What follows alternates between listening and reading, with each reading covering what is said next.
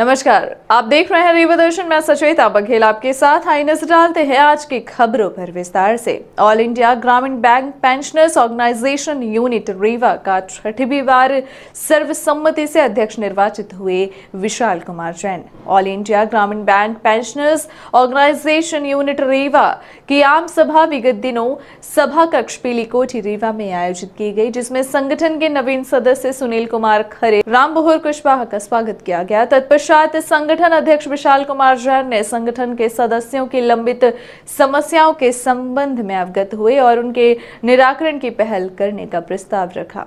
साथ ही माननीय उच्च न्यायालय में लंबित प्रकरणों में त्वरित निराकरण की दिशा में आवश्यक पहल करने का निर्णय लिया गया। संगठन के जिन सम्माननीय सदस्यों ने अपनी आयु के 75 वर्ष पूर्ण कर लिए हैं, उनका सम्मान समारोह आगामी 13 अप्रैल को रीवा में किए जाने का निर्णय लिया गया।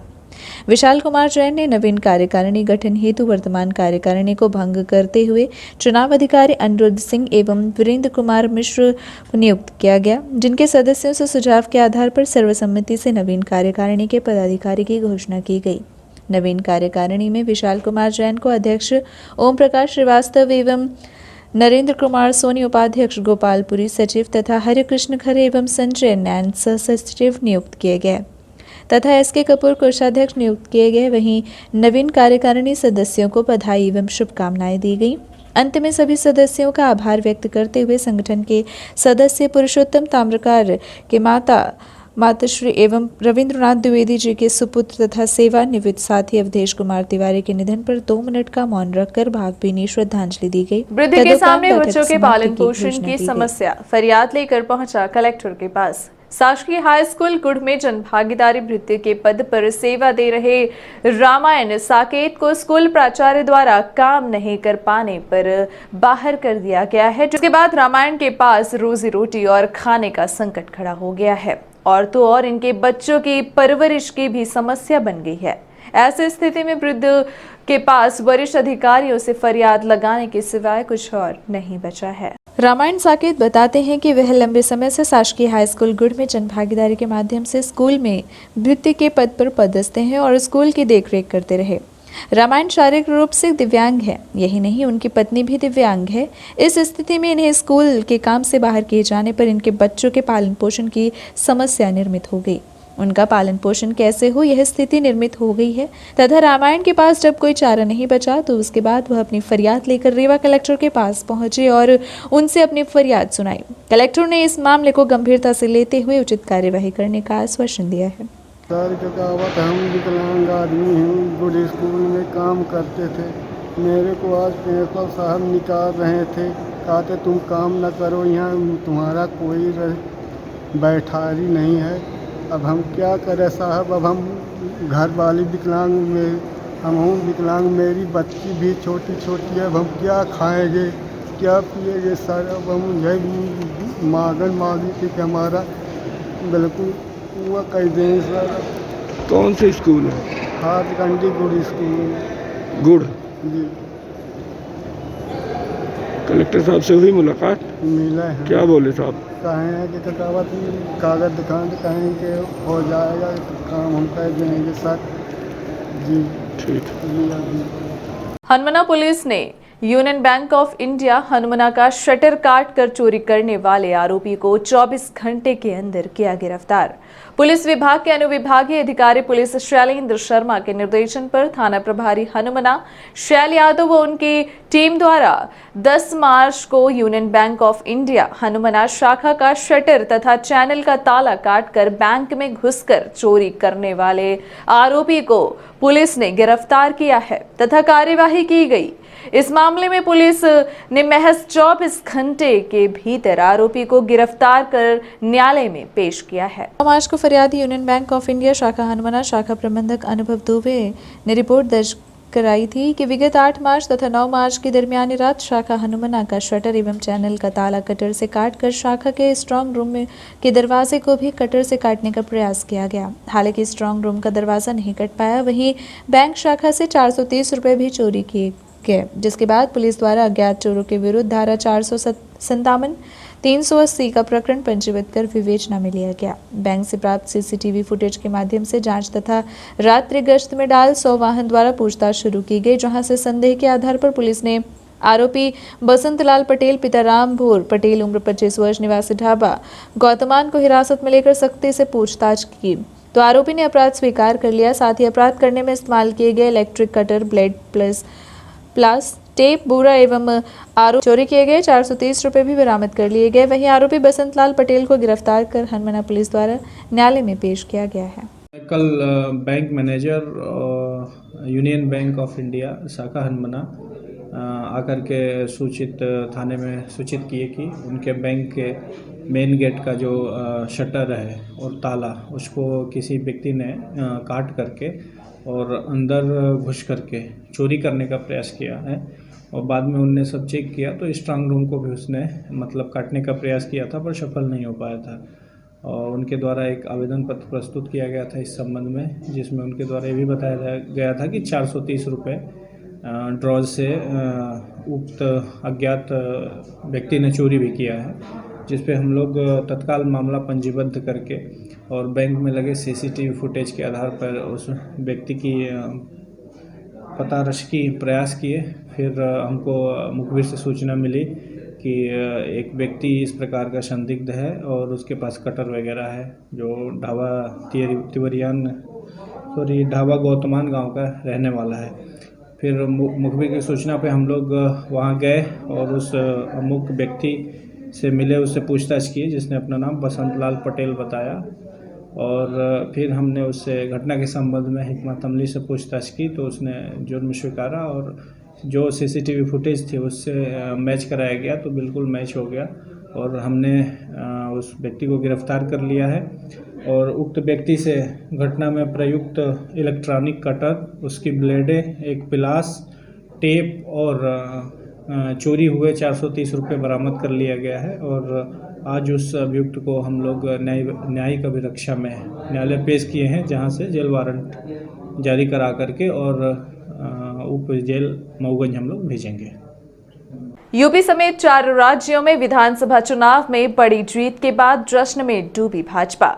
5 राज्यों के विधानसभा चुनाव का परिणाम सामने आया है, जिसके बाद मऊगंज में जश्न का माहौल देखा गया। वहीं ढोल बाजों की धाप पर भाजपा नेता एवं कार्यकर्ता थिरकते नजर आए और महिला मोर्चा भी इस जीत के जश्न में सराबोर दिखाई दी। भाजपा के नगर परिषद अध्यक्ष चंद्र प्रभा गुप्ता व पूर्व भाजपा मंडल अध्यक्ष प्रकाश चौरसिया, विपिन मिश्रा, विधायक प्रतिनिधि सुलेंद्र गुप्ता, बाबू ब्रिजेश गुप्ता गोरे, पूर्व पार्षद चंद्र प्रताप द्विवेदी, शिव कुमार शर्मा, भाजपा नेता बालक दास गुप्ता, ब्रिजेश सोनी, राजाराम गुप्ता, डिल्लू प्यासी, ब्रिजेश त्रिपाठी, रुद्रमणि मिश्रा जश्न मनाने कार्यकर्ताओं के मध्य भाजपा कार्यालय पहुंचे और गुलाल लगाकर एक दूसरे को बधाई दी।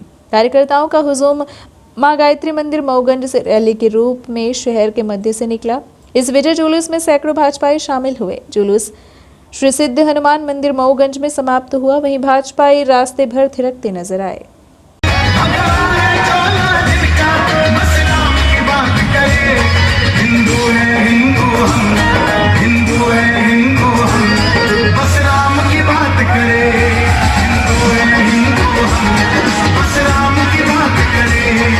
कलेक्टर ने वृक्षारोपण के लिए 17 व्यक्तियों को दिया प्राणवायु पुरस्कार। जिले भर में 5 जून 2021 से अंकुर अभियान चलाया जा रहा है।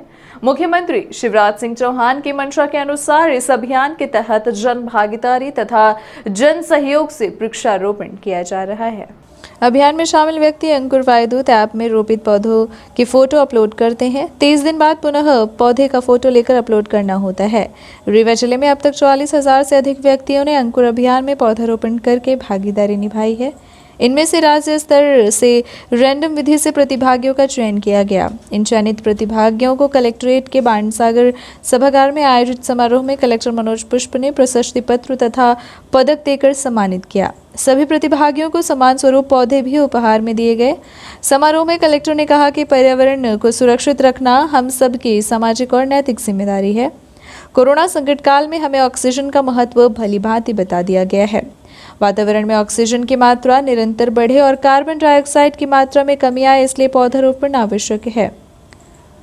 अंकुर अभियान शासन के साथ साथ आम जनता का भी अभियान है। हम सब हर वर्ष पौधे रोपित करें, साथ ही उनकी देखभाल कर उन्हें पुष्पित पल्लवित करें। प्राणवायु अवार्ड से सम्मानित सभी प्रतिभागी अपने साथियों और समाज के लोगों को पौधारोपण के लिए प्रेरित करें। सबके सहयोग से ही पौधारोपण का यह अभियान सफल होगा। हर व्यक्ति अगर अपने जीवन काल में 10 पौधे भी लगाकर उन्हें बड़ा करता है तो पर्यावरण सुरक्षा में बड़ा योगदान होगा। समारोह में जन अभियान परिषद के जिला समन्वयक प्रवीण पाठक ने अंकुर अभियान के तहत जिले में किए जा रहे कार्यों तथा प्राणवायु पुरस्कार की जानकारी दी। कार्यक्रम में अपर कलेक्टर शैलेंद्र सिंह, संयुक्त कलेक्टर ए के झा, संयुक्त संचालक सामाजिक न्याय अनिल दुबे, उप संचालक कृषि यूपी वागरी, सचिव रेडक्रॉस समिति विनोद श्रीवास्तव एवं सम्मानित प्रतिभागी उपस्थित रहे। समारोह में अर्चना मिश्रा, भृगनाथ पांडे, ममता पटेल, सुषमा तिवारी, संतोष सिंह, अनीता कुशवाहा, सरस्वती वर्मा, कमलेश्वर प्रसाद पांडे, राजकुमारी उपाध्याय, कैलाश नाथ चौधरी, अमरनाथ सिंह, कमलाकर सिंह, श्याम नारायण पांडे, अनामिका सिंह, अलका श्रीवास्तव, सिद्धू मुनि शर्मा तथा किरण कुशवाहा को प्राणवायु पुरस्कार दिया गया। जिन लोगों ने प्राणवायु ऐप को डाउनलोड करके अपना पौधारोपण किया था और फिर जिनके पौधे सुरक्षित भी पाए गए थे, रैंडम तरीके से लॉटरी सिस्टम से उनका सिलेक्शन किया गया है और उन लोगों को आज यहाँ अवार्ड दिया गया है। ये अवार्ड देने का उद्देश्य है, हम चाहते हैं कि लोग पौधारोपण के इस जन अभियान से जुड़े और न केवल स्वयं जुड़े बल्कि अपने परिवार के सदस्यों, समाज के जिस भी समाज के से आपका जुड़ाव है, जिन लोगों के साथ आप अपनी दिनचर्या बांटते हैं, उन सभी को भी प्रेरित करें कि वो पौधारोपण के इस पुनीत कार्य में आप आगे आएं और न केवल पौधे लगाएं बल्कि पौधों को बचाएं, ताकि हम जो प्राणवायु बेहतर करने की तरफ मध्य प्रदेश शासन का ये अभियान है उसमें अपना योगदान दे सके। रीवा जिले में लोगों ने इसमें बढ़ चढ़ कर काम किया है और हम उम्मीद करते हैं कि आने वाले दिनों में भी लोग इस पर जुड़ेंगे। पंजाब विजय उत्सव के बाद रीवा में भी आप नेताओं का रोड शो, मनाई गई खुशियां। पंजाब में हुई आप पार्टी की प्रचंड जीत की खुशियां रीवा शहर के हृदय स्थल स्वामी विवेकानंद पार्क में आम रीवा शहर वासियों के साथ लड्डुओं के वितरण कर खुशियां बांटी गई। रोड शो का भव्य आयोजन किया गया। वहीं स्वामी विवेकानंद पार्क से शिल्पी प्लाजा होते हुए प्रकाश चौराहा, महिया, सिरमौर चौक होते हुए कॉलेज चौराहा तक रोड शो का भव्य आयोजन किया गया। इस अवसर पर शहर के नवयुवक ढोल नगाड़ों के साथ थिरकते दिखे। वहीं प्रबुद्ध व्यापारियों, वरिष्ठ जनों, माताओं, बहनों का स्नेह अरविंद केजरीवाल एवं आप कार्यकर्ताओं को अच्छे जनहितैषी कार्यों की गंगा सदैव अनवरत करते रहने के आशीर्वाद एवं साधुवाद के रूप में रही। इस अवसर पर जिला अध्यक्ष ग्रामीण एवं शहर अध्यक्ष राजीव सिंह शेरा भैया, अमित सिंह, संभागीय अध्यक्ष शुभम सिंह बघेल, यूथ विंग प्रदेश कार्यकारिणी सदस्य सुभ्रांशु द्विवेदी, किसान मोर्चा अध्यक्ष महर्षि सिंह, जिला संगठन मंत्री रवि मिश्रा, संगठन मंत्री समेत बड़ी तादाद में लोग मौजूद रहे। कांग्रेस नेता स्वर्गीय सुंदरलाल तिवारी की मनाई गई पुण्यतिथि। पुण्यतिथि का कार्यक्रम स्वयंवर मैरिज गार्डन में आयोजित हुआ। इस अवसर पर उपस्थित कांग्रेसियों में कांग्रेस के दिग्गज नेता स्वर्गीय सुंदरलाल तिवारी को श्रद्धांजलि अर्पित करते हुए उन्हें याद किया। श्रद्धांजलि का कार्यक्रम जिला एवं शहर महिला कांग्रेस कमेटी द्वारा आयोजित किया गया। आयोजित श्रद्धांजलि कार्यक्रम के दौरान कांग्रेस के वरिष्ठ नेता व समाज सेवी राजेंद्र शर्मा, कविता पांडे, सीमा सिंह, वसीम राजा राम, कीर्ति शर्मा के अलावा बड़ी तादाद में लोग मौजूद रहे। श्रद्धांजलि सभा के माध्यम से अपने लाडले नेता स्वर्गीय सुंदरलाल तिवारी को सभी नेताओं ने याद करते हुए श्रद्धा सुमन अर्पित किया। अगर इस रीवा की धरती में हमारे सामने बैठे लोग अगर चाह लेंगे तो निश्चित रूप से कांग्रेस का कोई बाल बाका नहीं कर सकता। लेकिन सवाल इस बात का है कि एक बात आई है कि काम करने वाला एक व्यक्ति है, राजेंद्र शर्मा ने एक कदम बढ़ाया है, उसके पैर खींचने वाले उसके 50 आदमी लग गए। हमको उस परंपरा को भी तोड़ना पड़ेगा, उन लोगों की पहचान भी करनी पड़ेगी जो नाम तो कांग्रेस ही के लगाते हैं कि हम कांग्रेस के लोग हैं, लेकिन जब काम और समय की बात आती है तो हम उसी कांग्रेसी, चाहे वो सरदार गुड़ क्षेत्र में समस्याओं का अंबार, जनप्रतिनिधि नहीं दे रहे ध्यान, जनता हो रही लगातार परेशान। गुड़ विधानसभा क्षेत्र में जनप्रतिनिधियों की उदासीनता के चलते मूलभूत सुविधाओं से आम जनता वंचित हो रही है। फिर चाहे वो सड़क, बिजली, पानी या अन्य मुद्दे हों, आम जनता की समस्या से जनप्रतिनिधियों का कोई सरोकार नहीं है। इस तरह के कई सवाल तब खड़े हो जाते हैं जब वही जनता दर दर की ठोकर खाने को मजबूर होती है, जिसने अपना वोट देकर इन जनप्रतिनिधियों को बुलंदी तक पहुंचाया है। जिला शहर कांग्रेस सेवा दल के तत्वावधान में एक जनप्रतिनिधि मंडल कलेक्ट्रेट पहुंचे और क्षेत्र में व्याप्त अनियमितताओं एवं शराब माफियाओं की तानाशाही एवं मनमानी के साथ साथ विकास के कई मुद्दों को लेकर रीवा कलेक्टर को ज्ञापन सौंपा। ज्ञापन कांग्रेस जिला सेवा दल अध्यक्ष आनंद कुशवाहा के नेतृत्व में सौंपा गया। सौंपे गए ज्ञापन के संबंध में जब उनसे बात की गई तो आइए जानते हैं उनकी मांगों के संबंध में क्या कहना है उनका। विधानसभा की ग्राम पंचायत महाडाड़ी की समस्या है। हम 8 बिंदुओं को लेकर ये समस्या का ज्ञापन कलेक्टर साहब को दिए हैं, जिसमें जो मुख्य समस्या है, आज 15 से 20 सालों से वहाँ पर भारतीय जनता पार्टी की सरकार होने के बावजूद जो कि विकास का दावा करती है, वहाँ पर ना रोड है और ना नाली है, ना बिजली की समस्या है। बिजली की समस्या इतनी भयावह है कि अंधेरा कायम रहता है। साथ ही साथ रोड, यदि कोई बीमार हो जाए बरसात के समय में, वहाँ से निकलने का कोई साधन नहीं है। इसलिए हम ये कलेक्टर साहब के माध्यम से वहाँ की जन समस्याओं को 108 तक नहीं करने के लिए हम सब गुड़ और महाडाढ़ी ग्राम पंचायत जनसंख्या प्रभावित हो रही है। लगभग 200 से 300 गाँव वासियों की वहाँ पर आपकी बातें नहीं सुनी जाएगी तो क्या करेंगे आगे? हमारी मांगे यदि नहीं सुनी जाएंगी तो हम यहीं पर कलेक्टर महोदय के कार्यालय के सामने पूरे ग्रामवासी धरना करेंगे। ग्राम पंचायत के निर्माणाधीन गौशाला में सैकड़ों मवेशी कैद। ग्रामीणों ने अमोघर के नरानी पहाड़ गांव की निर्माणाधीन गौशाला में गायों को कैद कर मुख्य द्वार पर ताला जड़ दिया है। इधर भूख प्यास से गौशाला में कैद मवेशी खाने पीने के लिए तड़प रहे हैं, वहीं खाने पीने का कोई इंतजाम नहीं किया गया है, जिसकी वजह से मवेशी मर रहे हैं। जनपद पंचायत मऊगंज क्षेत्र अंतर्गत ग्राम पंचायत अमोखर के नरानी पहाड़ की निर्माणाधीन गौशाला में सैकड़ों मवेशियों को कैद करने का मामला सामने आया है, जहां ग्रामीणों ने निर्माणाधीन गौशाला में सैकड़ों गायों को कैद करने के बाद मुख्य द्वार पर ताला जोड़ दिया है। इधर गौशाला में कैद मवेशियों के खाने पीने का कोई इंतजाम नहीं किया गया है, जिससे गौशाला में कैद सैकड़ों गौवंश भूखों मरने के कगार पर हैं। इस पूरे मामले में ग्रामीणों की माने तो वरिष्ठ अधिकारियों के निर्देश पर गौवंश को यहां लाया गया था, जहां समुचित व्यवस्था न होने के कारण अभी तक करीब 1 दर्जन से अधिक गायों की मौत हो चुकी है। बावजूद इसके प्रशासनिक अधिकारी मूक दर्शक बने तमाशा देख रहे हैं। इस मामले में एसडीएम और जनपद पंचायत मऊगंज के सीईओ भी एकमत नहीं है और एक और जहां एसडीएम गौशाला में गायों को कैद कर रखे जाने की बात पर समय समय पर उनके उचित प्रबंधन की बात कह रहे हैं, तो साथ ही उन्होंने यह भी कहा है कि गौवंश के खाने पीने की व्यवस्था ग्राम पंचायत सचिव एवं ग्रामीणों के सहयोग से की जा रही है। तो वहीं दूसरी ओर जनपद पंचायत के सीईओ ने अनुविभागीय अधिकारी द्वारा गौशालाओं में गायों को रख रखाव की व्यवस्था की बातों को सिरे से खारिज करते हुए गौशालाओं के निर्माणाधीन बताया है और उन्होंने ग्रामीणों के द्वारा ही गायों को गौशालाओं में पहुंचाने की बात कही है, जबकि ग्रामीण की माने तो उनकी फसल को गायों के द्वारा नष्ट किया जा रहा था, जिसकी जानकारी वरिष्ठ अधिकारियों को दिए जाने के बाद एसडीएम समेत वरिष्ठ अधिकारियों के द्वारा मवेशियों को गौशाला में रखवाया गया है, लेकिन खाने पीने एवं रख रखाव की कोई व्यवस्था नहीं की गई है। कमलेश पटेल। क्या समस्या आपको? हमको समस्या मवेशी जो कैद हैं, इनके लिए कोई व्यवस्था नहीं हो रही है। कैसे कैद है? ले आए कि बाड़ा बेड़वा दी नहीं यहाँ। कौन बेड़वा दिया? एसडीएम साहब बेड़वाए रहे सिक्योरिटी के द्वारा। सिक्योरिटी का सौंपा करा, सिक्योरिटी कहीं कि हम व्यवस्था कराओ 5000 रुपया मवेशी जो चराई ओका दे, आज तक का 1 रुपया नहीं देने। हाँ। अभी मवेशी 2.5 महीने से चरावल रहा, 1 रुपया नहीं देने, छोड़े के तैयार है, कुछ गोरू छोड़ ही देने ना। क्यों यहाँ कैद कराया गया है इनको?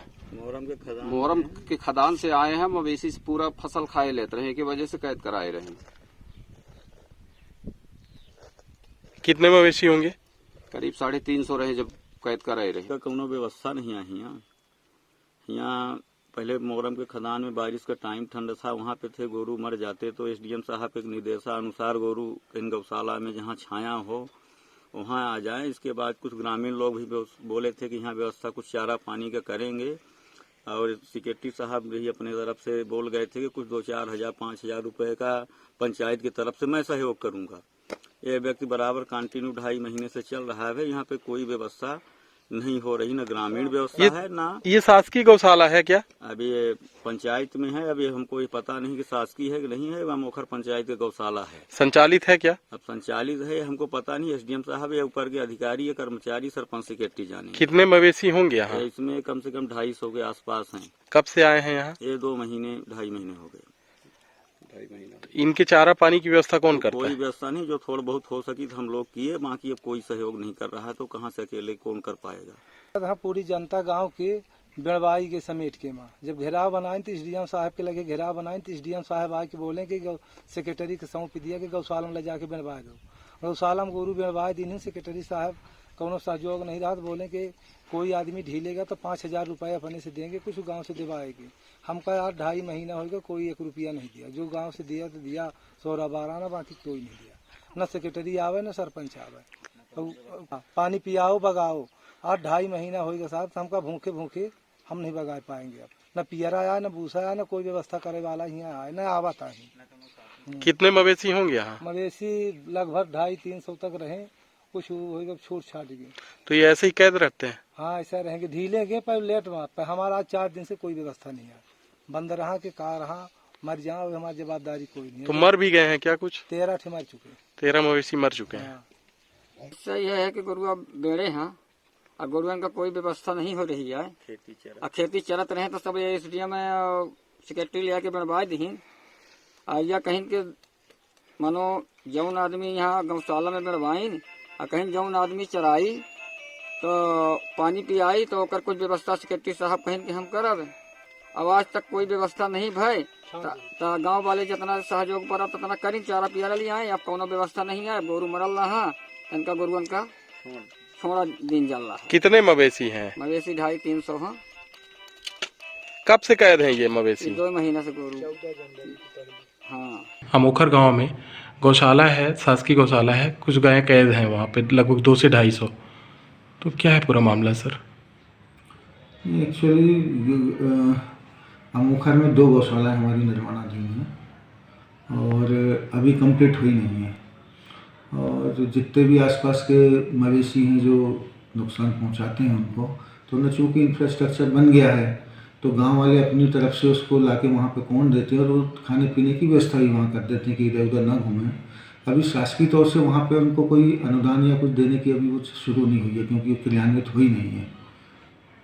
हो सकता है इस महीने में अभी कुछ पैसे उनको भुगतान करना है हमको गौशाला के लिए। हमने पहले जो काम किया सरपंच ने, वो करने के बाद में पानी की सुविधा जब व्यवस्थित हो जाएगी तो हम उसको क्रियान्वित कर लेंगे।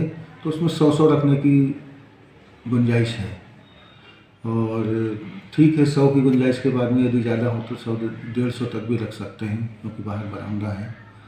भाई अभी फसल के समय पे है नहीं, तो इसके बाद तो जितने भी जानवर हैं वो लोग फ्री छोड़ देते हैं, तो जंगल में अपने घूमते रहते हैं। गौशाला का निर्माण कब से चल रहा है? हो गया 1 साल हो गया। तो बाहर जो गाय हैं उनके खाने पीने की व्यवस्था और ये अन्य व्यवस्थाएं? नहीं, अभी यहाँ से सचिव इन लोगों को अलग से कोई अनुदान जो मिलना चाहिए 20 रुपये प्रति पशु मिलता है, वो उनको तब मिलेगा जब अपन उसको क्रियान्वित शो कर दें कि हमारी बेसिक सब चीज़ें पूरी हो गई हैं। और जो भी जानवर उसमें रखे जाते हैं उनको पशु चिकित्सा विभाग से उनके कानों में टैगिंग की जाती है, पहचान, फिर उनको रजिस्टर्ड कर लेते हैं, फिर उन लोगों के लिए पैसा आना शुरू हो जाता है। तो अभी चूँकि पूर्णता नहीं हुई है तो उनको अभी कुछ पैसा मिलना शुरू नहीं हुआ है। तो गांव वाले जन सहयोग से जो भी हैं वहाँ पे रख के जन सहयोग से उनका भोजन किया। ये थी आज की खबरें। आगे की खबरों के लिए बने रहें रिवा दर्शन के साथ। दीजिए हमें इजाजत। नमस्कार।